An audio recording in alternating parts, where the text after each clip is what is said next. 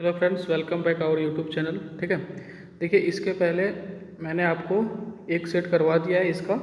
ये है आपका डीएसपी की पाठशाला का जो बुक है उसका सेट नंबर 2 है। ठीक है, इसके पहले हमने आपको करवा दिए हैं एक सेट, ये दूसरा सेट है। चलिए शुरू करते हैं आज का क्वेश्चंस क्या है देखिए कि 276x1 ये दिया हुआ है कोई नंबर। ठीक है, उसको 3 से विभाज्य करना है, मतलब 3 से भागा देना है। तो x के संभावित मानों का योग क्या है। तो आप देखिए ये जो नंबर दिया हुआ है 276x और 1, इसको 3 से भागा देना है। ठीक है, 3 से भागा देना है।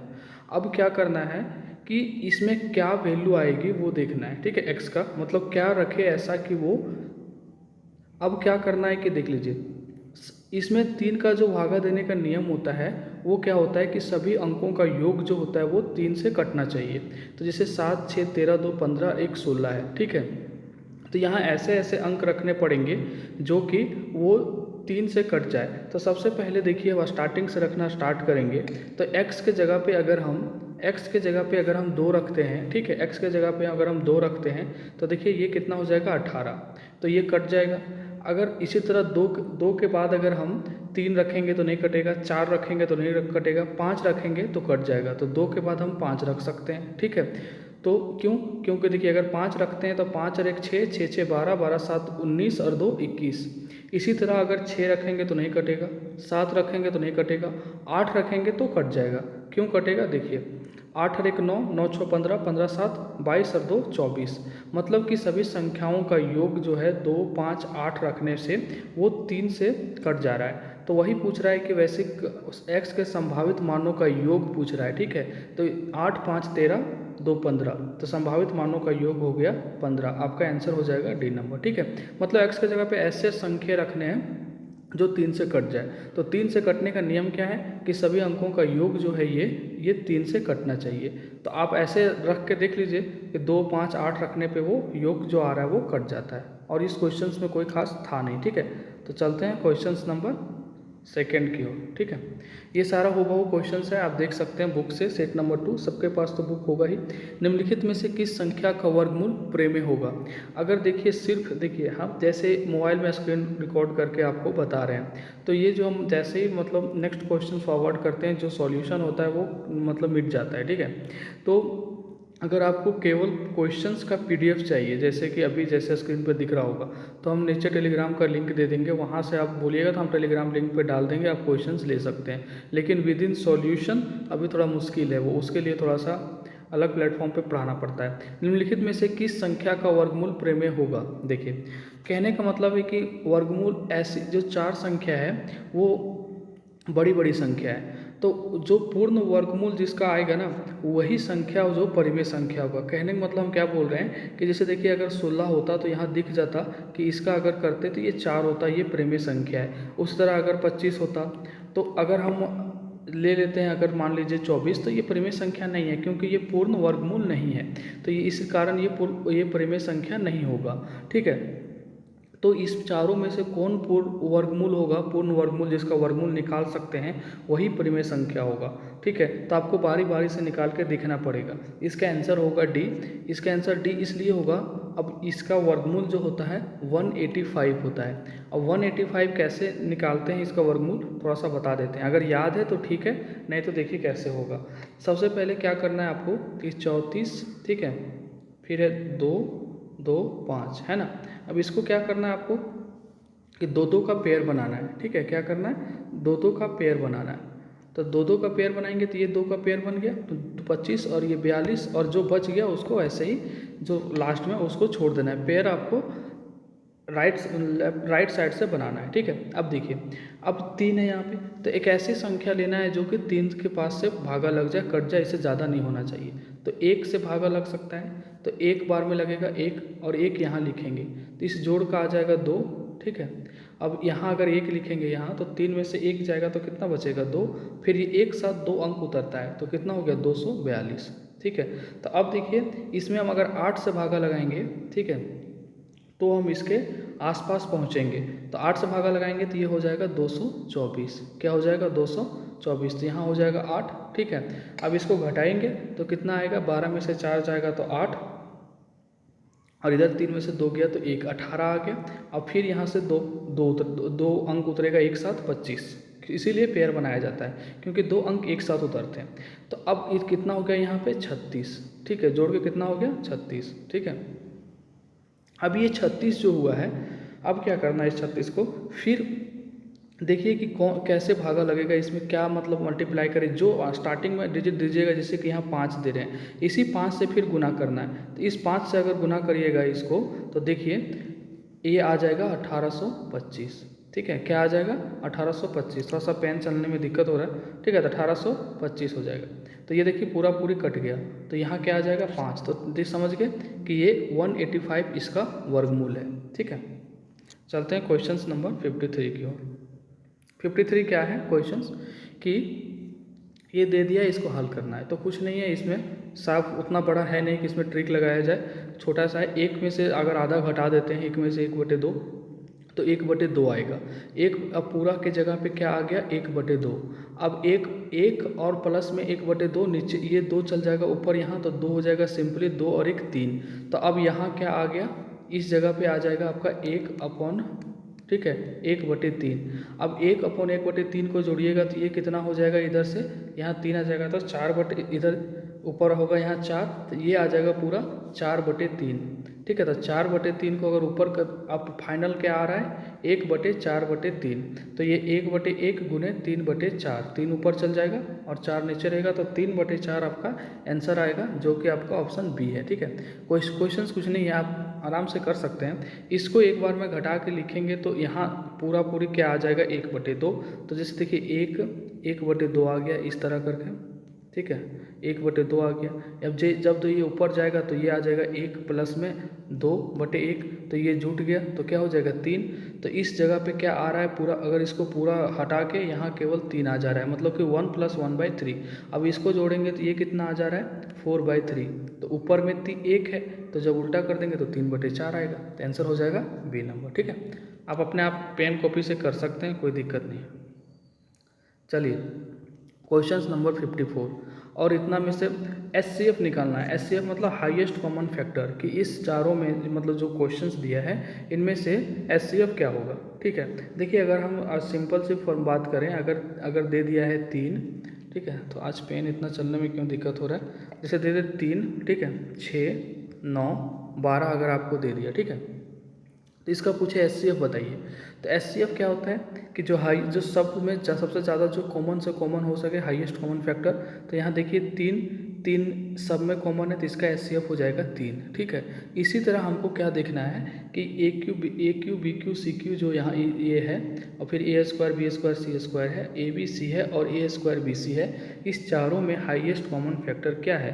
तो देखिए जो अब ऐसा अगर ABC एक जगह है, यहाँ पे देख लीजिए ये ABC हर जगह है, तो यही इस चारों में हाईएस्ट कॉमन फैक्टर है। इसके अलावा और कुछ नहीं आप निकाल सकते हैं, इस चारों में से निकलना चाहिए। तो सब में देखिए AA है, फिर B भी है और C भी है, ठीक है। अगर आप A² निकालते हैं तो यहाँ तो A² नहीं होगा, अगर AQ निकालते हैं तो यहाँ भी तो नहीं होगा, इसका मतलब ABC इसका हाईएस्ट कॉमन फैक्टर है। तो आपका आंसर क्या हो जाएगा डी नंबर, ठीक है। जैसे इसका आंसर सपोज मान लीजिए कि आपको दे दिया एक x², ठीक है, x² x3, ठीक है, बोल देगा कि इसका निकालिए HCF। तो इसका HCF होगा क्या x होगा, क्या होगा x, क्योंकि इस तीनों में x कॉमन है, ठीक है। चलते हैं क्वेश्चन नंबर 55 की ओर। क्वेश्चन नंबर 55 क्या बोल रहा है कि यदि स्कूल में लड़कों और लड़कियों की संख्या का अनुपात 3:2 है, ठीक है। देखिए बॉयज, एक स्कूल में बॉयज एंड गर्ल्स है, ठीक है, उसमें उसका अनुपात क्या है 3:2। तो आगे देखिए यदि 20% लड़का 25% लड़कियों की 20% लड़का और 25% लड़कियों को छात्रवृत्ति प्राप्त होती है, मतलब जो 3:2 में है, ठीक है, उसमें से 20% लड़का को और 25% लड़कियों को छात्रवृत्ति मिलती है, तो कितने प्रतिशत छात्रों को छात्रवृत्ति प्राप्त नहीं होती है, ठीक है। तो अब देखिए क्या करना है इसको, कि जब ऐसा रहे रेशियो में और 20-25% का बात हो, तो आप सीधा सीधी क्या करेंगे, इसको 300 और 200 मान लीजिए। ये भी तो रेशियो वही है, 2 0 कट जाएगा तो फिर वही आ जाएगा। हम मान लिए कि लड़कों की संख्या 300 है, गर्ल्स की संख्या 200 है, तो टोटल स्कूल में बच्चों की संख्या कितने हो गए 500। ये स्कूल में बच्चों की संख्या हो गए 500, जिनमें से 300 हम क्यों माने ऐसा? क्योंकि 5 अनुपात दिया हुआ है ना, 3 अनुपात 2, 3 अनुपात मतलब बॉयज़ 300 और गर्ल्स 200, ठीक है। अब क्या होगा कि 20% लड़कों को छात्रवृत्ति मिल रहा है, तो अगर 300 का 20% निकालिएगा आप तो 60 आएगा। क्या आएगा? 60। इतना तो पता ही होगा। 20% मतलब 1/5 और 300 का 1/5 मतलब 60। तो 25% लड़कियों को छात्रवृत्ति मिलता है, तो गर्ल्स में 25% मतलब 1/4 और 200 का मतलब 1/4 करेंगे तो 50। तो छात्रवृत्ति मिलने वालों को संख्या कितनी है? 60 और 50 मतलब 110। कितने छात्रवृत्ति को मिलता है? 110 को। कितने को नहीं मिलता है? कितने प्रतिशत छात्रों को छात्रवृत्ति प्राप्त नहीं होती है? तो 500 में से 110 को मिल रहा है, तो कितने को नहीं मिल रहा है? 490 को, है ना। 490 सॉरी 390 होगा। क्या होगा? घटाएंगे तो 390 होगा। 390 को नहीं मिल रही है, वही पूछा जा रहा है। तो कितने छात्रों को छात्रवृत्ति प्राप्त नहीं होती है? नहीं होती है 390 को, कितने में से? 500। तो ये 500 नीचे आ जाएगा गुने 100, है ना। तो ये 2 जीरो से 2 जीरो कट जाएगा। अगर इसको आप काटेंगे तो 5 सत्ती 35, यहाँ 4 आ जाएगा, 25 अठी 40, यानी कि 78% को छात्रवृत्ति नहीं मिलती है। आंसर जाएगा डी नंबर, ठीक है। चलते हैं क्वेश्चन नंबर 4 की ओर, मतलब नेक्स्ट 6 मतलब 56, ठीक है। ये रहा क्वेश्चन। यदि 15 संतरों का क्रय मूल्य 20 संतरों के विक्रय मूल्य के बराबर है तो हानि प्रतिशत निकालिए। इस टाइप के क्वेश्चंस को कैसे बनाएंगे? 15 संतरों का क्रय मूल्य, तो 15 CP, ठीक है। एक सेकेंड, पता नहीं यार क्या हो रहा है, पेन बहुत धोखा देता है, ठीक है। तो 15 संतरों का CP, मान लिए CP मतलब क्रय मूल्य, कॉस्ट प्राइस, ठीक है, बराबर है 20 संतरों का विक्रय मूल्य का। 20 इंटू SP मतलब विक्रय मूल्य, आप लिख सकते हैं बगल में विक्रय मूल्य। SP मतलब सेलिंग प्राइस होता है, और मतलब विक्रय मूल्य, और 15 मतलब CP मतलब कॉस्ट प्राइस क्रय मूल्य, ठीक है। तो हम इसको रेशियो में निकाल लेते हैं। CP/SP जो हो गया, ठीक है, इसको ऐसे लिख सकते हैं CP/SP, और नीचे क्या आ जाएगा फिर? 15, ठीक है, ये आ जाएगा 15 और ये आ जाएगा 20। मतलब कि क्रय मूल्य उसका 20 है और उसका विक्रय मूल्य कितना है? 15 है। क्रय मूल्य 20 है, विक्रय मूल्य 15 है, तो हानि कितना हुआ? 5 का। क्रय मूल्य में से विक्रय मूल्य घटा दीजिएगा 5 का, और क्रय मूल्य पर ही निकालते हैं लाभ हानि, तो क्रय मूल्य नीचे आ जाएगा 20 गुने 100। 20 बचेगा 100, यानी कि 25% का उसको हानि हुआ। आपका आंसर जाएगा C नंबर, ठीक है।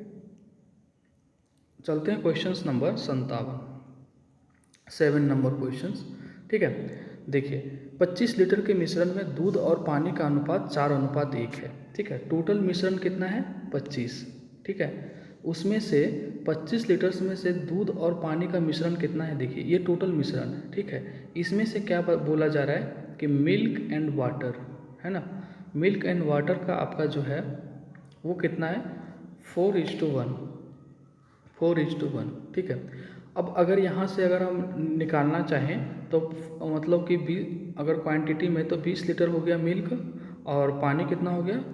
4:1 में कितना? दूध और पानी, ठीक है। तो ये हो गया 5 पानी, 5 लीटर, 20 लीटर पानी दूध हो गया, 5 लीटर पानी हो गया। अब बोला जा रहा है क्या कि क्वेश्चंस में कि कितना लीटर दूध और मिलाया जाना चाहिए, कितना लीटर दूध और मिलाना चाहना चाहिए कि अनुपात 16:1 हो जाए। मतलब ये बढ़कर 4:1 से 16:1 हो जाए। क्या? 16:1 हो जाए, ठीक है। तो आप बताइए कि इसमें आप कितना मिला रहे हैं? कितना मिला रहे हैं? 12, ठीक है। यही तो 12 रेशियो मिला रहे हैं ना। और एक जब 4 रेशियो का वैल्यू 20 है, यहाँ पे देख रहे हैं 4 रेशियो का वैल्यू कितना है? 20 है।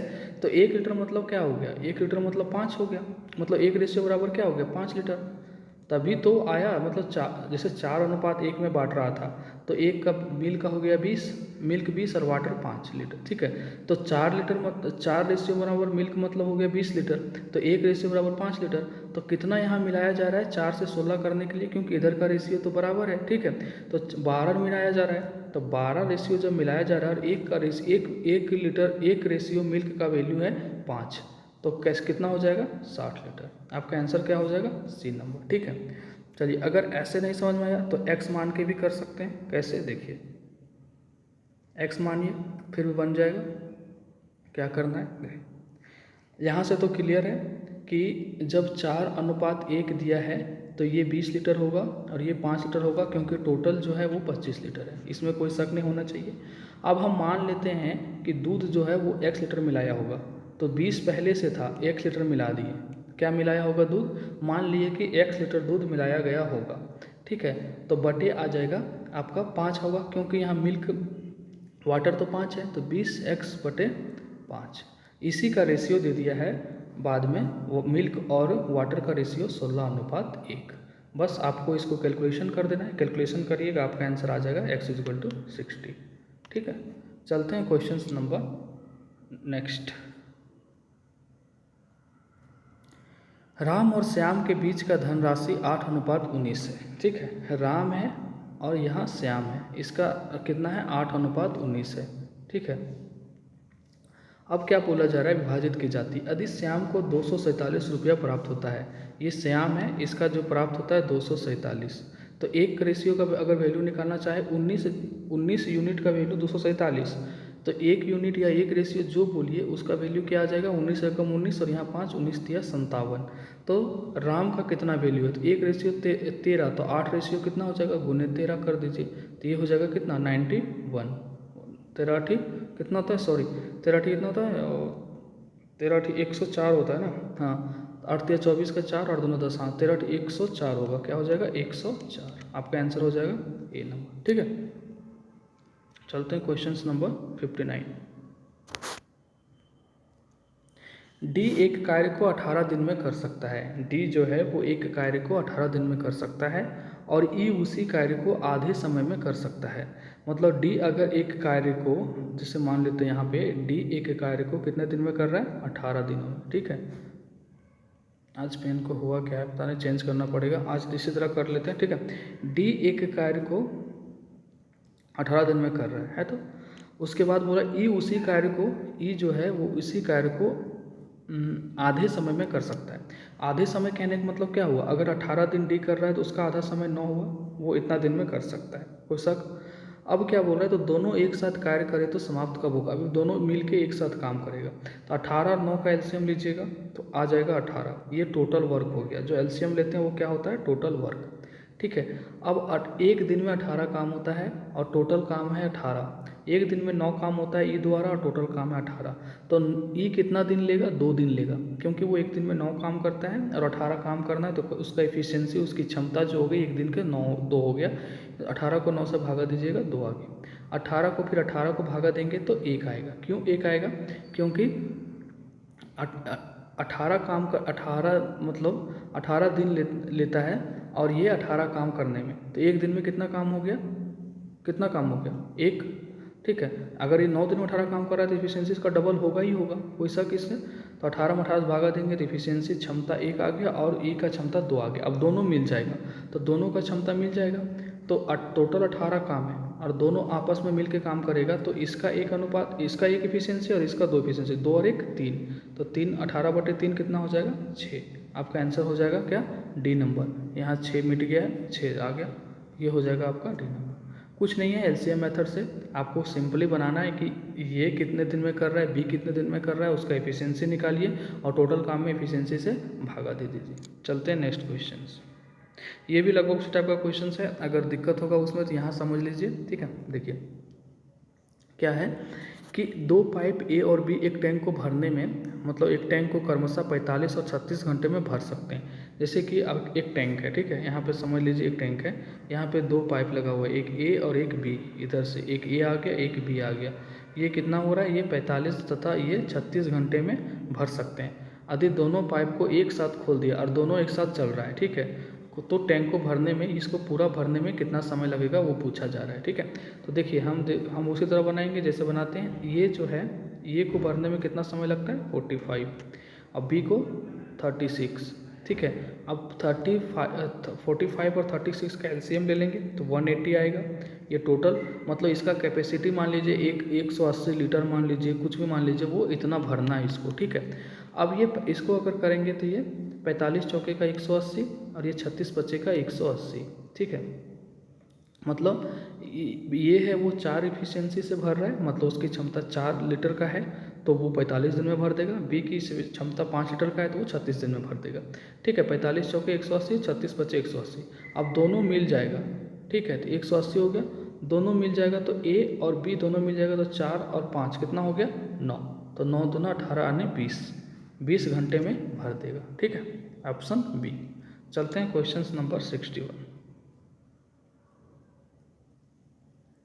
एक निश्चित दर पर किसी विशेष राशि के लिए 4 वर्ष और 8 वर्ष के साधारण ब्याजों का अनुपात ज्ञात कीजिए। देखिए, एक निश्चित दर पर किसी विशेष राशि के लिए 4 वर्ष और 8 वर्ष के साधारण ब्याजों का अनुपात। देखिए, जब ऐसा रहे ना कि एक निश्चित दर पर किसी विशेष राशि मतलब कि रेट भी सेम है और यहाँ पे जो भी है क्या बोलते हैं विशेष मतलब पी मूलधन भी सेम है, तो इसमें कुछ दिमाग लगाने की ज़रूरत है नहीं। ठीक है, आपको क्या पूछा जा रहा है कि 4 वर्ष और 8 वर्ष के साधारण ब्याजों का अनुपात ज्ञात कीजिए, तो सीधा ये टाइम का अनुपात हो जाता है 4/8 यानी कि 1:2 हो जाएगा इसका आंसर। आपका आंसर हो जाएगा ये नंबर। अब कैसे होता है ये देखिए, बताते हैं। देखिए, आप एसआई का फॉर्मूला क्या होता है, P/R/T। ठीक है, P/R/T/100 हो जाएगा। अब बताइए कि बोला जा रहा है कि एक निश्चित दर पे मतलब कि रेट भी फिक्स है, मान लीजिए कि R है यानी कि P, एक विशेष राशि मतलब कि P भी वही है P/R, और समय देखिए 4 है बटे 100। ठीक है, फिर अगर हम इसको बटा करेंगे नीचे तो ये ऊपर 100 चल जाएगा, नीचे वाला 100, और फिर यहाँ होगा P/R और समय कितना हो जाएगा 8 वर्ष। ठीक है, 8 वर्ष। तो ब्याजों का अनुपात, तो ये तो सब कट गया, इधर से इधर ये कट जाएगा, ये 100 से 100 कट गया, क्या आ गया 4:8 यानी कि 1:2 आ गया। समझ गए। चलते हैं क्वेश्चन नंबर 62। तो इस टाइम के क्वेश्चन में टाइम बर्बाद करने की ज़रूरत नहीं है।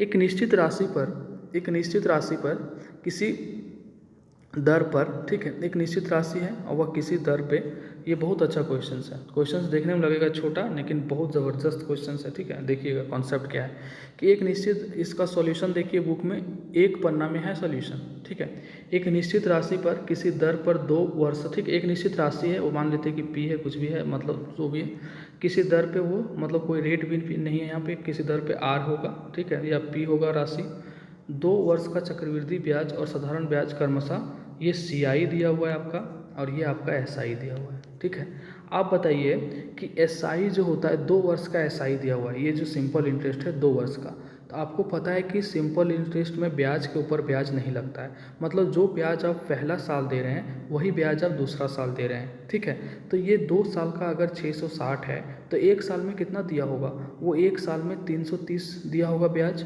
और फिर दूसरे साल में वो 330 दिया होगा, तब तो जाके उसका 660 हो गया। लेकिन कंपाउंड इंटरेस्ट कितना दे रहा है 696.30, यानी कि यहाँ डिफरेंस कितना हो जा रहा है CI और SI का 36 पॉइंट कितना हो रहा है 36.30, कितना घटाइएगा तो 36.30 CI और SI का डिफरेंस है। मतलब तो ये कहाँ से हुआ, ये तो ये सिंपल इंटरेस्ट तो पहला और दूसरा 2 साल का 660 हो गया, लेकिन ये जो ये इंटरेस्ट पर इंटरेस्ट लग रहा है उसी के कारण तो ये हो गया कंपाउंड इंटरेस्ट 36.30 एक्स्ट्रा लग रहा है, तो ये 36.30 यहाँ होगा। क्यों, ये पहला साल दिए आप ब्याज, ये दूसरा साल दिए, पहला साल आप सिंपल इंटरेस्ट 330 दे दिए, दूसरा साल भी दे दिए, लेकिन दूसरा साल जब सिंपल इंटरेस्ट दिए उसके साथ इस पर ब्याज लग गया, आपको इस 330 रुपया पे ब्याज लग गया 36.30, तो कितना ब्याज लग गया, तो हम मान लेते हैं कि 330 रुपया पर हमको 8% का ब्याज लग गया, R/100, अब बराबर में यही तो आया 36.30। ठीक है, अगर हम यहाँ से 1 0 2 0 हटाना चाहें तो ये हट जाएगा, ये 2 0 2 0 कट जाएगा। अगर हम यहाँ से भाग देना चाहें तो ये कट जाएगा 1 0 से 1 0, और ये 11 तिया 33 हो जाएगा यहाँ पे, और ये हो जाएगा 11 तिया का 33, और फिर यहाँ 3 आएगा यानी 33, फिर इस 3 से काटना चाहेंगे तो 11, यानी कि रेट हमारा निकल गया 11%। क्या आ गया 11%।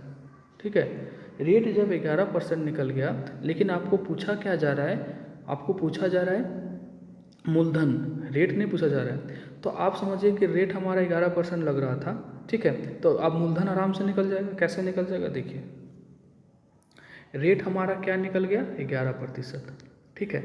तो हम मेरा जो फर्स्ट ईयर जो लग रहा था ब्याज, मतलब पहला साल जो ब्याज लग रहा था वो 330 लग रहा था, दूसरा साल जो ब्याज लग रहा था वो भी 330 लग रहा था, और चक्रवृद्धि ब्याज के कारण यहाँ पे 36.30 एक्स्ट्रा लग रहा था। ठीक है, यही यहाँ पे 11% दिया, यही 11% इसका है। मान लीजिए कि यहाँ कोई मूलधन होगा, ठीक है, यही मूलधन पे यहाँ ब्याज लगा होगा और यहाँ ब्याज लगा होगा। ठीक है, तो यही जो मूलधन होगा, पी होगा, प्रिंसिपल होगा, तो यहाँ जब इसका 11% लग रहा है तो पूरा प्रकरण में तो रेट सेम ही है, तो यहाँ भी तो 11% लग रहा होगा, यानी कि पी का 11%, ठीक है, पी बटे 11/100 कितना है, 330। ठीक है, समझ गए अगर तो बहुत अच्छी बात है, जल्दी बन जाएगा क्वेश्चंस। तो यहाँ से क्या हो जाएगा, आप देखिए 11 तिया का 33, ये 30 आ जाएगा, इधर से 100 से गुना करिएगा तो 3 पे 3 जीरो आ जाएगा, यानी कि 3000, आपका आंसर हो जाएगा ए नंबर। ठीक है, क्वेश्चंस बहुत प्यारा है, इसका फॉर्मेट बता देते हैं आपको, बता दिए क्वेश्चंस पूरा, अगर आपको दिक्कत हो तो कमेंट बॉक्स में आप पूछ सकते हैं। ठीक है, देखिए इसका फॉर्मेट क्या होता है, 2 साल का, ये होता है पी, ये कोई प्रिंसिपल है, इस पर ब्याज लग रहा है 2 साल के लिए। ठीक है, तो 2 साल के लिए लग रहा है, मतलब कि ये पहला साल हो गया और ये दूसरा साल हो गया। ठीक है, यहाँ मान लेते हैं कि पहला साल x लगा, ये दूसरा साल x लगा, फिर जो इधर जो कंपाउंड इंटरेस्ट आ गया दूसरा साल, ये y हुआ। क्यों, देखिए पहला साल तो ठीक है x दी, जब दूसरा साल ब्याज देने चाहिएगा, अगर कंपाउंड इंटरेस्ट है तो इस x पर भी आपको ब्याज देनी पड़ेगी। ये जो x है आपका, जो पहला साल ब्याज दिए थे वहाँ से भी देना पड़ेगा, तो इस पर देना पड़ेगा। तो मान लेते हैं कि इस पर अगर ब्याज दीजिएगा तो जो ब्याज यहाँ दिए, मान लीजिए कि 8% लगा, तो यहाँ भी आपका 8% लगेगा। ठीक है, यही इसका, और ये जो होता है ये जो पहला ये होता है सिंपल इंटरेस्ट SI, ये पूरा डबल एक्स और वाई जो जोड़ होता है ये होता है कंपाउंड इंटरेस्ट, और ये जो y है ये है CI और SI का डिफरेंस। ठीक है, चलते हैं क्वेश्चंस नंबर 63। 5 क्रमागत संख्याओं का औसत 10 है, बीच वाली संख्या कौन सी होगी। देखिए 5 क्रमागत संख्या है, औसत जो होता है, औसत वो बीच में ही होता है, जो मान लीजिए कि किसी नंबर में औसत जो है वो मिडिल में बीच में ही होता है। ठीक है, तो अगर ये जो औसत 5 क्रमागत संख्याओं का औसत 10 है, तो ये जो 10 है ये मिडिल में ही होगा, ये बीच में ही होगा। ठीक है, 10 है तो बीच वाली संख्या कौन सी होगी, तो यही होगी, यही आंसर होगा। इसके पहले क्या होगा, देखिए इसके पहले 9 होगा, 8 होगा, 11 होगा और 12 होगा। इस 5 क्रमागत संख्याओं का औसत 10 है, 8, 9, 10, 11, 12 को जोड़िएगा तो आपका आ जाएगा 50, और बटे में आ जाएगा कितना, 5, और ये हो जाएगा 10। तो देखिए औसत जो है वो तो बीच में ही रहेगा, तो क्वेश्चन वही पूछ ही रहा है, तो इसको x ना माने, x मान के बहुत टाइम वेस्ट हो जाएगा। औसत x है, मतलब 10 है और बीच वाली संख्या, तो जो औसत होता है वही बीच में होता है, तो आंसर हो जाएगा आपका ए नंबर। Question number 64। ठीक है, ये भी अच्छा क्वेश्चन है कि कोहरे में चलने वाली गाड़ी एक व्यक्ति को पार करती है, कोहरे में चलने वाली गाड़ी एक व्यक्ति को पार करती है। ठीक है, जैसे कि मान लीजिए कि यहाँ पे इधर है गाड़ी एक ठो, ठीक है, ये गाड़ी है, कोहरा में गाड़ी चल रहा है, ठीक है, और ये इधर चल रहा है। ठीक है, चलिए कोहरे में चलने वाली गाड़ी एक व्यक्ति को पार करती है, व्यक्ति यहाँ पे है, उसको पार करती है। ठीक है, जो उसी दिशा में है, तो आने मतलब कि गाड़ी भी उसी दिशा में है और आदमी भी उसी दिशा में है, तो सेम दिशा में जब होता है तो सापेक्ष गति के कारण क्या होता है, उसका जो माइनस हो जाता है स्पीड। अगर वो अपोजिट डायरेक्शन में हो, मतलब कि एक इधर से आ रहा है और एक इधर से आ रहा है, तो स्पीड दोनों का अगर मान लीजिए एक x एक y है तो x + y हो जाएगा। अगर ये भी इधर से आ रहा है और ये भी इधर से, और ये x y है तो x - y हो जाएगा। समझ गए, तो उस वही अगर यहाँ सेम है, मान लीजिए कि ये x किलोमीटर से आगे बढ़ रहा होगा, आदमी का देखिए जो कि उसी दिशा में 3 किलोमीटर प्रति घंटा से बढ़ रहा है, और आदमी है जो 3 किलोमीटर से बढ़ रहा है, तो दोनों के बीच का सापेक्ष गति क्या हो जाएगा, x - 3। ठीक है, x - 3 हो जाएगा, क्योंकि सेम दिशा में आगे बढ़ते हैं।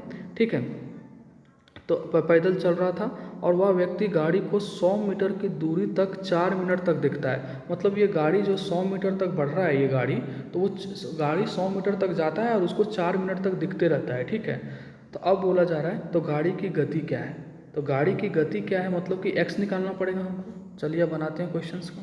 ठीक है, अभी तो बता दिए। अब देखिए एक फार्मूला है, डिस्टेंस = स्पीड × टाइम, मतलब कि दूरी बराबर चाल गुने समय। ठीक है, अब देखिए यहाँ पे अगर यहाँ से स्पीड निकालना चाहेंगे तो क्या हो जाएगा, यहाँ पे डिस्टेंस अपॉन टाइम। ठीक है, कोई दिक्कत।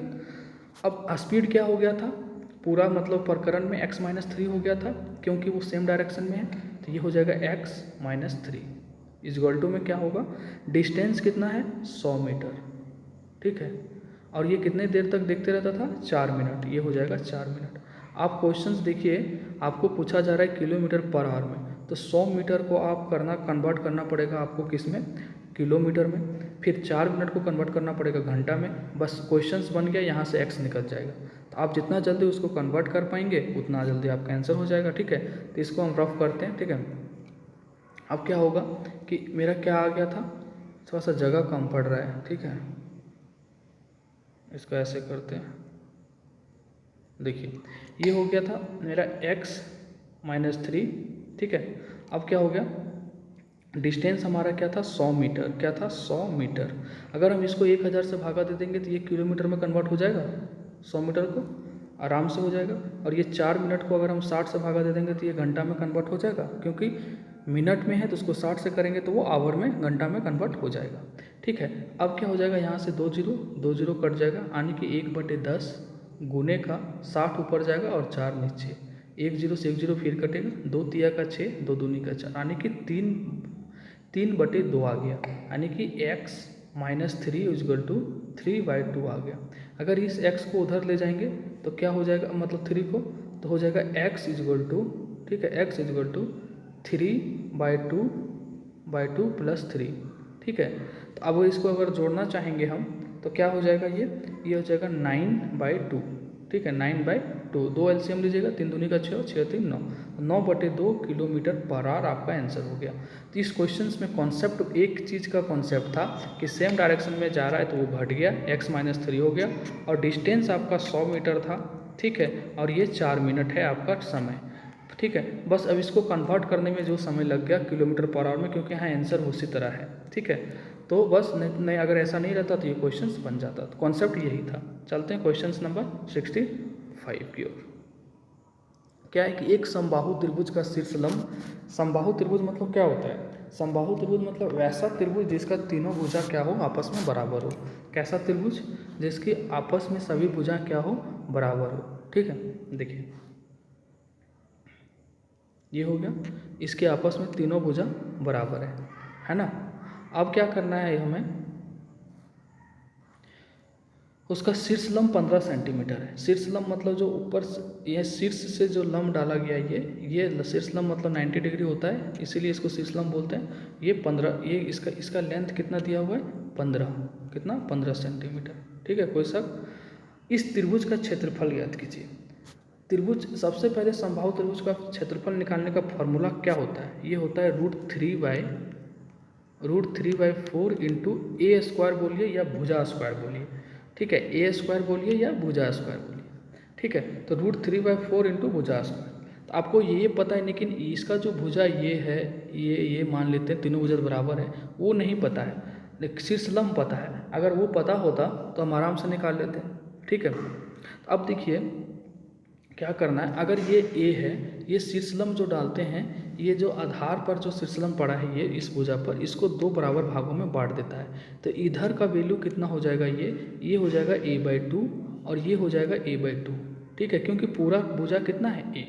तो यहाँ देखिए पाइथागोरस का फॉर्मूला लग जाएगा, लंब मतलब कर्ण a हो गया और इसका आधार a/2 हो गया और इधर लंब हो गया 15 सेंटीमीटर जो दिया है। तो इसको ऐसे लिख सकते हैं, a स्क्वायर इक्वल टू क्या, ए स्क्वायर इक्वल टू, ठीक है, ए स्क्वायर इक्वल टू क्या लिख सकते हैं, ए स्क्वायर इक्वल टू, क्योंकि ये हो गया आपका कर्ण a/2 का होल स्क्वायर और प्लस में 15 का होल स्क्वायर। बस बन गया क्वेश्चन।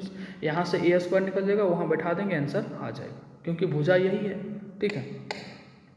अब क्या करना होगा, इसको कर दीजिए, फिर इसको कन्वर्ट करेंगे तो a²/4 हो जाएगा, प्लस में 15 का स्क्वायर क्या होता है 225 और इधर a² है, ठीक है।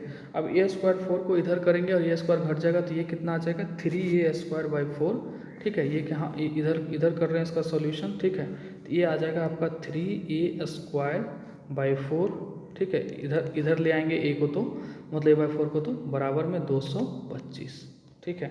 अब देखिए ये कटेगा, 3 से काट दीजिए, ठीक है। तो 3 सती 21 और 1 3 पचे 15, यानी ए स्क्वायर का वैल्यू आ गया 75 चौका 300। कितना आ गया? 300। अब जब ए स्क्वायर 300 आ गया, अगर ए निकालना चाहेंगे तो √300 आएगा, फिर यहाँ रखेंगे तो वही चीज़ करना पड़ेगा, इसीलिए सीधा सीधी ए स्क्वायर को यहाँ बैठा देंगे। तो हमारा फार्मूला क्या होता है? मतलब √3/4 अपॉन ए स्क्वायर, यानी कि भुजा स्क्वायर। तो √3/4 और हम कितना निकाल लिए? ये निकाल लिए 300। तो ये देखिए कट जाएगा, ये 75 चौके 300, तो ये हो जाएगा 75√3। आपका आंसर जाएगा बी नंबर, ठीक है। तो इस क्वेश्चन में कुछ नहीं था, आपको फार्मूला अगर पता है, ठीक है, क्या था देखिए क्वेश्चन में वो रिपीट करते हैं। ये हमारा समबाहु त्रिभुज है, इसमें शीर्षलंब डाले मतलब ये भुजा और ये भुजा को आपस में ये बराबर बांट देगा, ठीक है। अगर ये पूरा ये होता है समबाहु त्रिभुज का, अगर तीनों भुजा बराबर ये पूरा ए है तो ये a/2 हो जाएगा, ये a/2 हो जाएगा। इसका दे दिया है कि ये 15 सेंटीमीटर है, तो हम पाइथागोरस प्रमेय लगा के कर्ण हमारा यहाँ पे ये है, क्योंकि ये लंब पे संधिभाजित करती है, तो ये हमारा ए स्क्वायर कर्ण हो गया।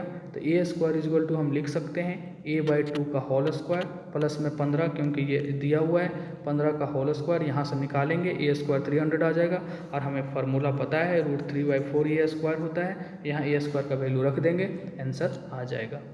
फिर भी कोई दिक्कत हो तो आप कमेंट में कमेंट कर सकते हैं, कमेंट बॉक्स में, ठीक है। एक समलम मतलब ट्रेपीजियम समलम चतुर्भुज है, ठीक है, का क्षेत्रफल क्या है? 18 सेंटीमीटर, ठीक है। देखिए क्वेश्चन समलम का क्या मतलब, जैसे समलम आया आपके दिमाग में छप जाना चाहिए कि वैसे चतुर्भुज जिसके एक युग्म समांतर हो, या फिर आमने मतलब जो एक युग्म समांतर हो, मतलब कि सामने की भुजा समानांतर हो, मतलब कि ऐसा कोई डायग्राम होना चाहिए, ठीक है। ये देखिए इसका ये जो आमने सामने की भुजा है वो समानांतर है। अगर यहाँ से हम लंब डालेंगे तो ये यहाँ आएगा, ठीक है। ये लंब डालें तो एक समलंब चतुर्भुज मतलब ट्रेपीजियम का क्षेत्रफल 18 है, इसका क्षेत्रफल दे दिया है 18, ठीक है। ये पूरा का क्षेत्रफल कितना है? 18, ठीक है। इसकी ऊंचाई और आधार क्रमशः 3 सेंटीमीटर और 5 सेंटीमीटर है। इसकी ऊंचाई मतलब कि ये पूरा आधार है, ये 5 सेंटीमीटर है और ये 3 सेंटीमीटर है इसकी ऊंचाई, ठीक है। तो आधार के समानांतर 3 सेंटीमीटर और 5 सेंटीमीटर है, तो आधार के समानांतर भुजा की लंबाई ज्ञात कीजिए। तो ये भुजा की लंबाई पूछ रहा है, आधार के समानांतर यही है, तो मान लेते हैं इसको x, ये पूछ रहा है। अगर आपको फार्मूला पता है समलंब चतुर्भुज का, तो इतना पढ़ने के बाद आपके दिमाग में बैठ जाना चाहिए, समझ आ जाना चाहिए कैसे बनाएं। समलंब चतुर्भुज का फार्मूला क्या होता है, हम यहाँ लिख रहे हैं, आप लिख लीजिएगा। समलंब चतुर्भुज का फार्मूला होता है निकालने का, क्षेत्रफल निकालने का 1/2 गुने में समांतर भुजाओं का योग। तो समांतर भुजा एक 5 है और एक x है, तो 5 + x। मेरी बात को सुन के लिखिएगा, यहाँ जगह नहीं है कि पूरा लिख सकें। समांतर भुज 1/2 समानांतर भुजाओं का योग, यानी कि 5 + x गुने में क्या होता है? ऊंचाई, यानी कि हाइट कितना है? 3, तो यहाँ पे हम 3 लिख सकते हैं, तो ये हो जाएगा 3, ठीक है। अब इसको कैलकुलेशन करना है और इसका क्षेत्रफल कितना दे दिया है आपको? 18। अब कुछ नहीं है इसमें, ठीक है, 18 दे रखा है, तो 18 दूना इधर से अगर क्रॉस मल्टीप्लाई करेंगे तो 36 हो जाएगा, और ये हो जाएगा कितना? 3 × 5 = 15 और ये 3 दूनी का 6x। अगर 15 में 36 में से 15 घटाएंगे तो 21 आएगा, और 21/36 में से कुछ मिस्टेक हो रहा है क्या? सॉरी, अगर ये 3 से मल्टीप्लाई करेंगे तो 3x होगा ना, तो 6x से हो गया, तो 36 में से 15 घटाएंगे तो 21 होगा, तो 21 और बटे में 3, ये हो जाएगा 3 × 7 = 21। आपका ये जो x आ गया 7, यही पूछ रहा था कि आधार के समानांतर भुजा की लंबाई ज्ञात कीजिए, तो लंबाई हो गया 7 सेंटीमीटर, ठीक है। देखिए इस क्वेश्चन में क्या है, रफ जल्दी सुन लीजिए। एक समलंब चतुर्भुज है, ये हमारा रहा समलंब चतुर्भुज, ठीक है, ये समलंब चतुर्भुज रहा। इसका ऊंचाई जो होता है ये डॉटेड लाइन दे देते हैं, ठीक है, ये ऊंचाई है रेड लाइन से, ये होता है इसका ऊंचाई, ठीक है। ये बोला गया है कि इसका जो क्षेत्रफल है वो पूरा 18 है, ठीक है। आगे बोला जा रहा है कि इसकी ऊंचाई और आधार क्रमशः, इसकी ऊंचाई जो है वो 3 है और आधार पूरा 5 है, और ये आमने सामने की भुजा समानांतर होती है, ठीक है। तो मान लेते हैं कि यहाँ x है ये वैल्यू। अब पूछा जा रहा है कि इस आधार के समानांतर भुजा की लंबाई, तो इसका क्षेत्रफल क्या होता है 1/2 आमने सामने भुजा का मतलब समानांतर भुजा का योग 1/2 समानांतर भुजाओं का योग। तो समानांतर भुजा कौन है, एक 5 है और एक x है, ठीक है। और गुने में ऊंचाई क्या है यहाँ पे 3 है, और इसका जो क्षेत्रफल दे दिया 18। इसको कैलकुलेशन करिएगा, आपका आंसर आ जाएगा 7, ठीक है। चलते हैं क्वेश्चन नंबर 67, ठीक है। 67 में क्या बोल रहा है देखिए, अगर a + 1/a = -30 है तो इसको क्यूब कैसे निकालेंगे, मतलब कि a³ 1/3 कैसे निकालेंगे। ये देखिए a + b का होल क्यूब के फॉर्मूला पर है ये क्वेश्चन, ठीक है। तो इसका जो शॉर्ट ट्रिक क्या है देखिए, अगर ऐसा रहे 1 इस फॉर्म में रहे, ये p दिया है, ठीक है। तो अगर हमको ये निकालना है, ठीक है, तो हमको याद होना चाहिए कि इसका होता है PQ - 3p, PQ - 3p। तो यहाँ p का वैल्यू कितना है -30, तो -30 का होल क्यूब कर देंगे -3 × p कितना है -30, ठीक है। क्या है 3 × -30, ठीक है। तो यहाँ से क्या हो जाएगा, ये उसको अगर क्यूब करेंगे तो 9 × 27, 27 पे 3 0, और ये माइनस में ही रहेगा क्योंकि 3 बार कर रहे हैं, और ये 30 × 90 प्लस हो जाएगा। इसको जैसे ही करिएगा आपका आंसर आ जाएगा 26,910, ठीक है। जोड़ के घटा के जो भी, ठीक है, माइनस में आएगा क्योंकि बड़ा वाला चिन्ह माइनस में है, तो इसका आंसर जाएगा सी नंबर 26,910, ठीक है। अब देखिए ये 26,910 माइनस में, ठीक है। अब देखिए कि ये कैसे आया फार्मूला, देखिए अब कैसे आया ये फार्मूला। अब देखिए आपको पता है कि a अगर हम करने जाएं इसका क्यूब, तो ये क्या होता है बताइए, ये होता है क्या a³ होता है और b³ होता है। तो b³ क्या है, ये हो गया 1/a³ + b³ प्लस में 3ab, यानी कि a के जगह पे ये है और b के जगह पे 1/a है। अब प्लस में क्या होता है a + b, 3ab × a + b, यानी कि a है यहाँ पे, ये 1/a है, हो गया। देखिए यहाँ से ये कट जाएगा, तो क्या आया आपका फार्मूला। अगर हम ये निकालना चाहेंगे, क्या निकालना है हमको a³ + 1/a³, ये आया, इसका क्यूब कर दिए, तो इसका क्यूब तो यही है ना, इसको अगर हम p मान लेते हैं, ठीक है, तो इसको p, तो ये p³ आया, और ये पूरा है, इसी को निकालना है। यहाँ से ये कट चुका है, और फिर इधर इसको करेंगे तो वही चीज़ इधर से माइनस हो जाएगा जो आएगा, तो ये आ गया p, यहाँ पे 3 है ये, तो 3p, कोई टेंशन नहीं था इसमें, ठीक है। अगर नहीं आता है तो फार्मूला से निकाल सकते हैं, नहीं तो आपको बता दिए इसका क्या होता है शॉर्ट ट्रिक, वो भी उसको अप्लाई कर सकते हैं। चलते हैं क्वेश्चन नंबर 68 की ओर, ठीक है। ये भी आसान क्वेश्चन है। कोट का वैल्यू क्या होता है cos θ sin θ, ठीक है। तो ये दे दिया है a/b, तो cos के जगह पे a लगा दीजिए, cos क्या है a, अब b क्या है ये b, फिर cos क्या है a और ये प्लस b, तो a - b और a + b, आपका आंसर हो जाएगा b number. Question number 69, question number 69 क्या है कि 32√3 मीटर ऊंची एक टावर के शीर्ष से एक इमारत के पाद का अवनमन कोण 60 डिग्री है, ठीक है। देखिए ऊंची टावर है ये, है ना, ये ऊंचा टावर है 30√3, ये ऊंचा टावर है, ठीक है। अब बोला जा रहा है टावर के शीर्ष से एक इमारत के पाद मतलब ये नीचे वाला जो होता है ना आधार, उसी को बोलता है, ठीक है। पाद का अवनमन कोण कितना है, अवनमन कोण 60 डिग्री है, ठीक है। क्या है अवनमन कोण 60 डिग्री, ये जब 60 है तो यहाँ पे ये भी 60 होगा, ठीक है। तो आपको पूछा जा रहा है टावर की इमारत से कितनी दूरी पे है, तो यहाँ अगर इमारत है, ये टावर है, यहाँ पे इमारत है, तो ये पूछा जा रहा है कि टावर से इमारत कितनी दूरी पर स्थित है। तो यहाँ इमारत है, यहाँ टावर है, तो इसकी दूरी निकालना है, तो इसको मान लेते हैं x, ठीक है। तो आपको क्या करना है कि tan 60 डिग्री, ठीक है, क्या होता है लंब बटे आधार, तो लंब क्या है यहाँ पे 32√3 हो गया, आधार क्या है यहाँ पे x, तो और 60 डिग्री का tan 60 डिग्री का वैल्यू क्या होता है, इसका वैल्यू होता है √3, क्या होता है √3, तो ये क्या आ गया √3 = आ गया आपका 32√3 बटे में x, √3 कट जाएगा, x इक्वल टू आ जाएगा 32, आपका आंसर हो जाएगा ए नंबर। ठीक है, क्वेश्चन आसान था, कोई दिक्कत वाली बात नहीं है। ये रहा क्वेश्चन नंबर 70। क्वेश्चन नंबर 70 क्या है, ये बहुत अच्छा क्वेश्चन है, हर जगह रिपीट होता है। एक समबाहुभुज का प्रत्येक अंतःकोण अपने बहिष्कोण से 360 डिग्री से 36 डिग्री अधिक है, तो बहुभुज की संख्या क्या होगा। देखिए एक प्रत्येक मतलब समबाहुभुज का प्रत्येक अंतःकोण का वैल्यू होता है 2n, एक सेकंड, क्या होता है इसका, होता है 2n minus four into 90 degree, ठीक है, अपॉन में n। और प्रत्येक बहिष्कोण होता है एक समबाहुभुज का प्रत्येक बहिष्कोण होता है 360 डिग्री अपॉन n क्या है भुजा, जहाँ n क्या है भुजा। अब इसी दोनों का डिफरेंस दे दिया है अंतःकोण और बहिष्कोण का 36, तो यहाँ से n निकाल दीजिएगा, जो भी n का वैल्यू आएगा वो आपका आंसर हो गया। प्रत्येक अंतःकोण का वैल्यू क्या होता है एक बहुभुज में 2n minus four into 90 degree upon n, और प्रत्येक बहिष्कोण का वैल्यू क्या होता है 360 डिग्री बाई n।